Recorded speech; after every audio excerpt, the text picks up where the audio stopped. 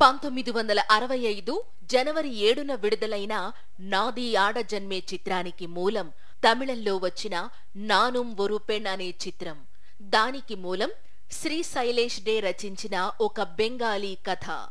అందానికి సంబంధించిన వర్ణ వివక్ష కథాంశంతో తయారైన ఈ చిత్రం ప్రబోధాత్మకమైంది కావడం వల్ల రాష్ట్రపతి పతకం లభించింది. ఆ చిత్రంలో జమీందారుగా నటించిన ఎస్వి రంగారావు భారత రాష్ట్రపతి డాక్టర్ సర్వేపల్లి రాధాకృష్ణన్ చేతుల మీదుగా పురస్కారాన్ని స్వీకరించినప్పుడు రాధాకృష్ణుడు మెచ్చిన రంగారావుకు జోహారంటూ దాశరథి ప్రశంసించారు. మహానటి సావిత్రి, ఎన్టీఆర్, జగ్గయ్య, హరనాథ్, జమున లాంటి హేమా హేమీలు నటించిన నాది ఆడ జన్మే సంక్రాంతి కానుకగా 1965 జనవరి 7న విడుదలై విజయ భేరి మ్రోగించింది. నల్లని కన్నయ్యను అందరూ ప్రేమిస్తారు, పూజిస్తారు. కాని అదే రంగులో ఉండే ఆ అభాగ్య జీవిని మాత్రం ఎందుకు నిందిస్తారు? ఆమె గుణవతి, చక్కదనాల రాశి. ఆకర్షణీయమైన శరీర ఛాయ లేకపోవడమే ఆమెకున్న లోపం. అంతమాత్రానికే ఆమెను కురూపి కింద జమకట్టాలా? ఆడదాని జీవితంలోకి పెళ్లి అనేది ఒక పండగ, నూరేళ్ల పంట. దైవికంగా ఆ అభాగ్యురాలు కలవారి కోడలు కాగలిగింది. ఆత్మ సౌందర్యం మాత్రమే శాశ్వత ఆనందాన్ని ఇస్తుందని, రూపం కన్నా గుణమే ప్రధానమని నిరూపించింది. విచిత్ర పరిస్థితుల్లో ఆమెను పెళ్లాడిన కళారాధకుడైన భర్త ఆమె పరిస్థితిని అర్థం చేసుకుని కంటికి రెప్పలా చూసుకుంటున్న తరుణంలో మొదటి మెట్టులోనే ఆమెకు ఎదురు దెబ్బ తగిలింది. జీవితంలో ఎదురైన ప్రతికూల వాతావరణం ఆమెను ఇంటికి దూరం చేసింది. అయినా అన్నిటినీ ఎదురొడ్డి ఆ సాధ్వీమణే అనేక విపత్తుల నుంచి కుటుంబాన్ని కాపాడింది. ఈ నేపథ్యంలో వచ్చిన ఒక అపురూప చిత్రమే నటుడు ఎస్వి రంగారావు సమర్పణలో శ్రీవాణి ఫిలిమ్స్ నిర్మించిన నాది ఆడ జన్మే సినిమా. మహిళాలోకం నీరాజనాలను అందుకున్న ఈ శతదినోత్సవ చిత్రం జనవరి 7, 1965న విడుదలై 60 సంవత్సరాలు పూర్తయింది నేటికి. నలుపు వల్ల పెళ్లిళ్లు కాక అవహేళనకు గురైన, ఆత్మన్యూనతతో బాధపడిన ఆడపిల్లలు, వారి తల్లిదండ్రులు నాది ఆడ జన్మే సినిమా కథాంశంతో ఐడెంటిఫై అయ్యారు. అందులోనూ నల్లపిల్ల సావిత్రి కావడంతో నలుపు వాళ్ల కష్టాలన్నీ మన కష్టాలే అయినంతగా బాధపడిపోతాం. ఈ సినిమాలో జమీందారు పాత్రను తమిళంలో పోషించిన ఎస్వీఆర్ కు అంతటితో తనివి తీరక తెలుగులో కూడా ఆ సినిమా తీస్తే బాగుంటుందని, తానే ఆ జమీందారు పాత్రను ధరించి తెలుగు ప్రేక్షకుల ప్రశంసలను అందుకోవాలని ఉవ్విళ్లూరారు. నానుం ఒరు పెణ్ తమిళంలో విజయవంతం కావడంతో విజయ పిక్చర్స్, పూర్ణచంద్రరావు వంటి డిస్ట్రిబ్యూటర్స్ నిర్మాత చెట్టియార్ను ఆ చిత్రాన్ని తెలుగులో రీమేక్ చేయమని కోరారు. ఆయన ఎందుకనో ససేమిరా అన్నారు. తనకు చెట్టియార్తో ఉన్న చనువును పురస్కరించుకుని ఎస్వీఆర్ రీమేక్ హక్కుల్ని తనకివ్వమని కోరారు. అప్పుడు చెట్టియార్, హక్కులెందుకు, మనమిద్దరం భాగస్వాములుగా తెలుగులో తీద్దాము అని ఎస్వీఆర్తో అన్నారు. మెయ్యప్పన్ లాంటి పెద్ద నిర్మాత చిత్రరంగానికి కొత్తవాడైన తనతో భాగస్వామి కావడానికి సంసిద్ధమవడం ఎస్వీఆర్ కు అత్యంత ఆనందాన్ని కలిగించింది. ఈ విధంగా తెలుగు నాది ఆడ జన్మే చిత్ర నిర్మాణానికి రూపకల్పన జరిగింది. ఎస్వీఆర్ ఎన్టీఆర్ ను హీరోగా నటించమని అడగగానే సహ నటీనటులు సావిత్రి, పద్మనాభం మొదలైన వారు ప్రోత్సహించే ఎన్టీఆర్ వెంటనే అంగీకరించారు.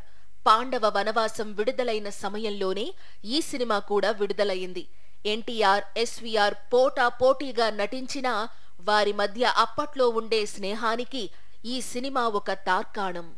ఏ చిత్రానికైనా దర్శకుడే స్క్రీన్ ప్లే తయారు చేసుకోగలిగినట్లయితే ఆ చిత్రానికి దర్శకత్వం వహించడం నల్లేరుపై బండి నడకవుతుంది. అందులోనూ స్క్రీన్ ప్లే పర్ఫెక్ట్ గా రూపొందిస్తే దర్శకత్వం కూడా ఎంతో పర్ఫెక్ట్ గా ఉంటుందని మనకు L V Prasad, K V Reddy, B N Reddy, NTR నిరూపించారు. ఎన్టీఆర్, ఎస్వీఆర్, సావిత్రి, జమున వంటి అగ్రతారల్ని డైరెక్ట్ చేయడం అసిధారావ్రతం.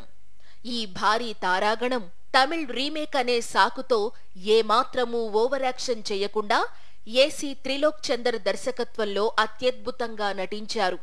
డివి నరసరాజు గారి సంభాషణలు ఈ చిత్రానికి మంచి నేటివ్ ఫ్లేవర్ ఇచ్చాయి.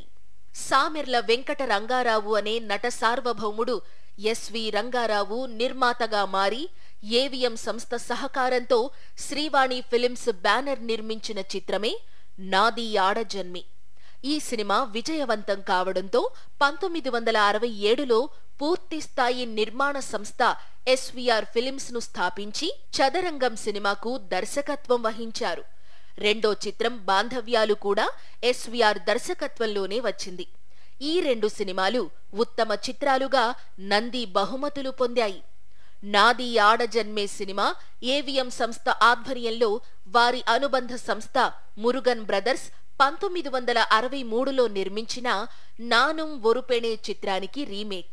ప్రముఖ బెంగాలీ నవల రచయిత శైలేష్ డే రాసిన మై భీ లడ్కీ హూ అనే నవల ఈ తమిళ సినిమాకు ఆధారం. శైలేష్ డే అమీ లడ్కీ సుభాష్ బోల్చి అనే సుభాష్ చంద్రబోస్ జీవిత కథను బెంగాలీ భాషలో నవలగా రచించి మంచి పేరు తెచ్చుకున్నారు. తమిళ సినిమాలో ఎస్వి రంగారావు పాత్రను తెలుగులో కూడా తనే పోషించారు. S S Rajendran, Vijayakumari, AVM Rajan, Pushpalatha, Nagesh Manorama, M R Radha ప్రధాన పాత్రలు ధరించారు.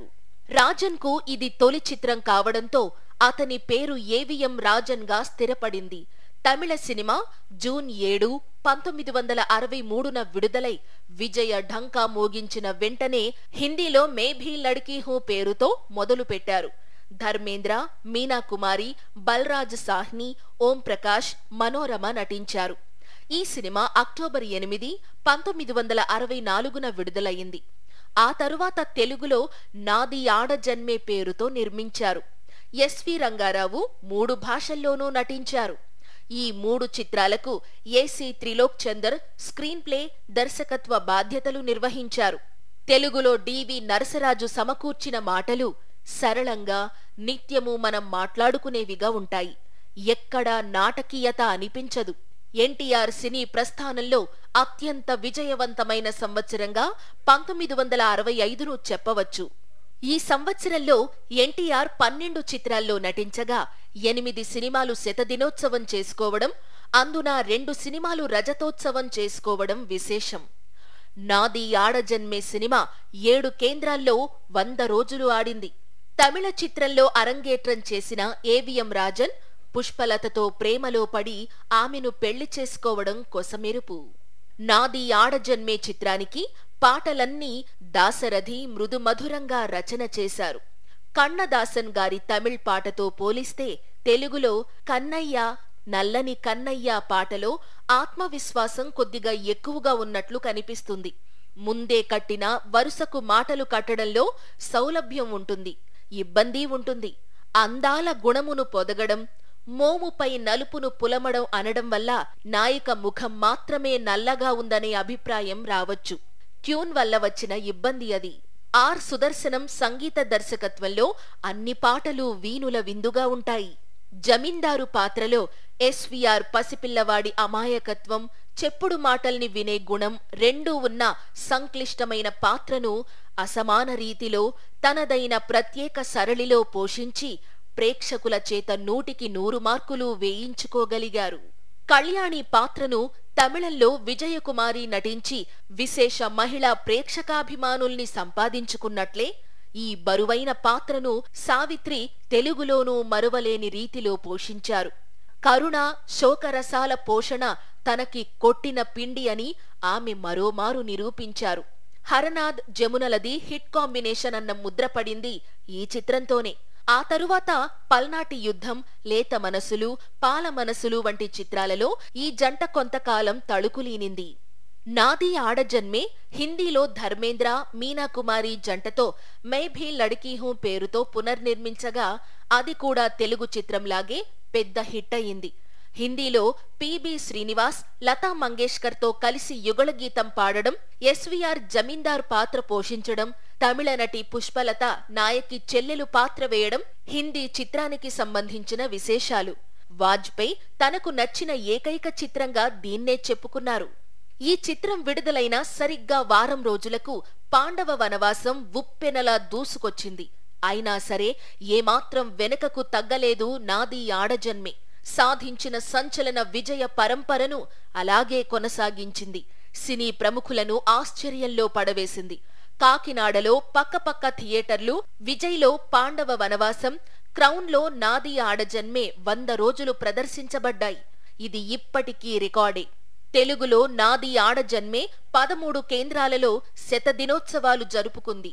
శృతిమించని మెలో డ్రామాను ఏ ప్రాంత ప్రజలైనా ఆదరిస్తారని నానుం ఒరు పెణ్, నాది ఆడజన్మే, మై భీ లడ్కీ హో చిత్రాలు సాధించిన ఘన విజయం నిరూపించింది.